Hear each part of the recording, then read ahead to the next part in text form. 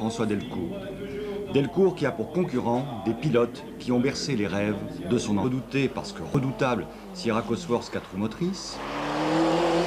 1911 à ses absents de marque, Renault dont la Clio 16S n'était pas fin prête, Alain Oreille, double champion du monde Groupe N, se contentera d'un rôle d'ouvreur sur une 21 ancienne caisse.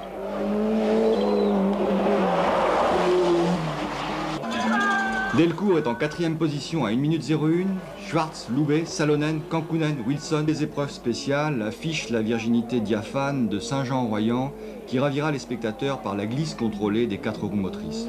Pourquoi aller en Suède, puisqu'à quelques kilomètres de Vassieux, on s'y croit. Qui glisse le mieux et pas trop dans Saint-Jean? Eh bien Delcourt. Cette fois-ci on parle de lui. En Groupe N, on imaginait Ballet, mais il s'agissait d'une mauvaise transition de pensée, car sa boîte de vitesse l'abandonna dans Trigance. Ce sera la Ford du monégasque Piliotis qui s'imposera devant un autre habitant de la principauté, par définition non imposable et pourtant malheureux, Génaud, qui aurait le second d'avance sur le dauphin Delcourt. Marge de sécurité insuffisante qui laisse augurer à Carlos Sainz que la victoire du rallye lui sera en principe ôtée lors de la dernière nuit dite du Turini. L'explication de ce bruit de ventilateur inquiétant, commun à la voiture de Sainz et de Delcourt, fut rapidement retrouvée en regardant les cieux.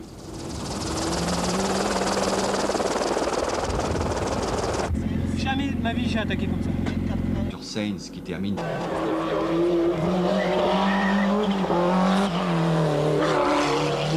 C'est rien, c'est qu'on se bagarre et puis je peux pas forcément être toujours de... C'est le meilleur pilote du monde, je fais ce que je peux.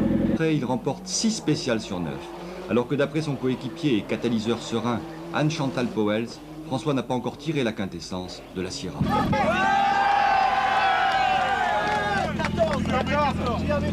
Registre des rêves pour s'inscrire dans celui des palmarès. Il a fait un tête à queue. Tête à queue?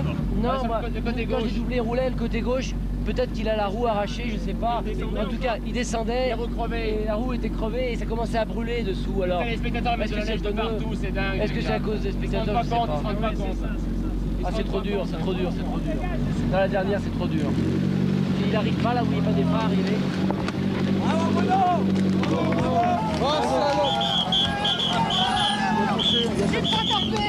J'ai pas tapé, j'ai perdu une roue.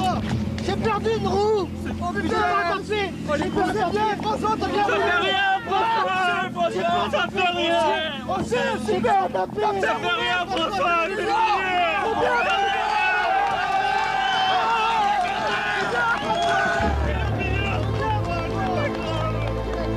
La compétition automobile n'est pas qu'une affaire d'hommes.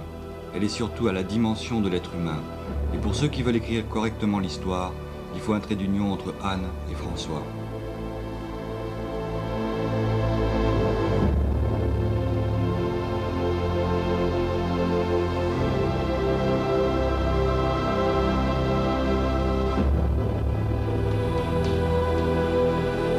Comme un enfant qui s'explique avant qu'on ne le gronde, 1000 fois François aura répété qu'il n'a pas tapé.